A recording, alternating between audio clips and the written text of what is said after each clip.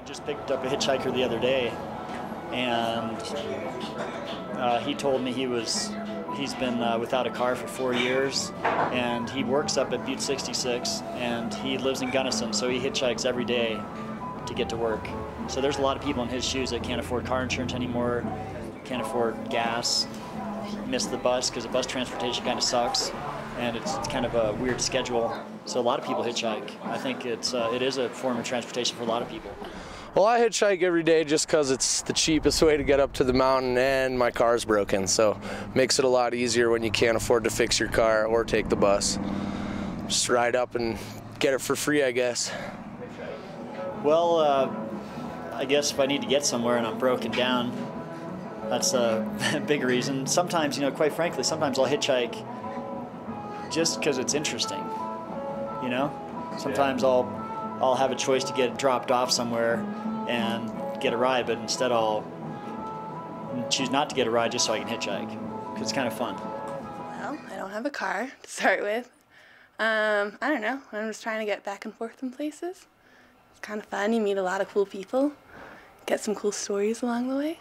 I hitchhiked a lot more when I didn't have a car, but I'll still hitchhike just because it's really cold in the winter or don't want to drive. Oh, when I was younger, I'd probably hitchhike over 100,000 miles all over the country and, whatever. And so all the way up into Canada. And so I hitchhike around quite a bit. I hitchhike probably about 5 days a week, at least, because I work 5 days, so unless I get a ride with some friends or catch the bus or something, I'm out here thumbing it up. I hitchhiked a lot, especially I live up on the mountain, so I'm hitchhiking back and forth. The bus takes forever, it takes like an hour, so I hitch, it's a lot faster. Usually someone I know picks me up. Yeah, I'll hitchhike pretty much anywhere. I won't really hitchhike if I'm going interstate, unless it's desperate, but if I'm like hanging out in California or something, I'll hitchhike up and down the coast highway or where it's not interstates.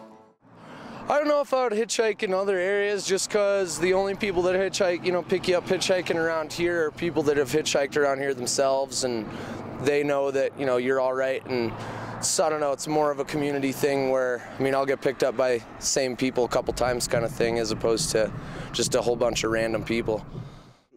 Back then it was safe, this was 30 years ago or so. And even then, you always had to be careful, leery of some of the people, and get picked up by some real creeps and stuff. But nowadays, you don't see a lot of hitchhikers anymore like you used to, just because of that. So yeah, the situation has changed a little bit. I definitely feel safe hitchhiking around here, just because I don't think there's never any problems in any kind of bar or anything anyway. There's not exactly an assault a day around here, so I think I'm all right. Yeah, definitely. My boyfriend does it pretty much all the time, especially in the summertime, and we'd go hitchhiking to go hiking, which gets a little intense. You end up hiking a lot, and a lot on the road, but it could be, especially if you don't have a car, it's worth it. You're saving a lot of money. People need to carpool, and people need to go out of their comfort zone and hang out with new people, meet new people. Best hitchhiking story I ever had, I think we're going down to Telluride for Telluride Bluegrass or Blues and Brews, something like that.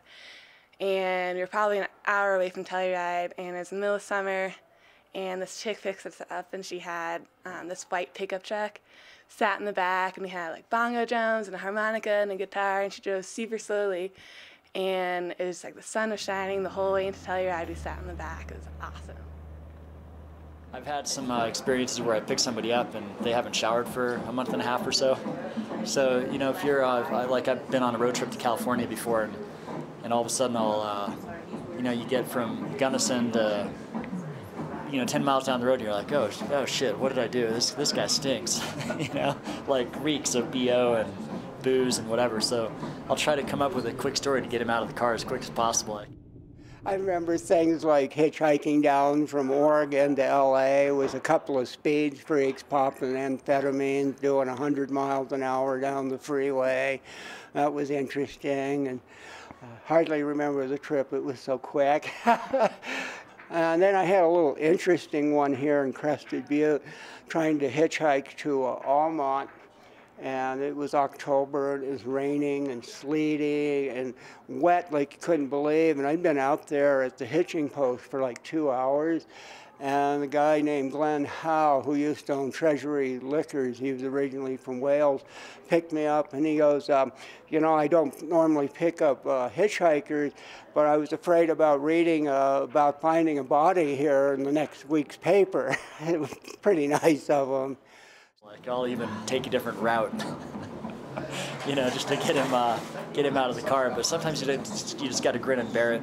So now what I do is I ask people when they, you know, if they're looking not too clean cut, I'll ask them if they've showered recently. That's kind of my opening line. And judging on their response, I'll be honest about where I'm going.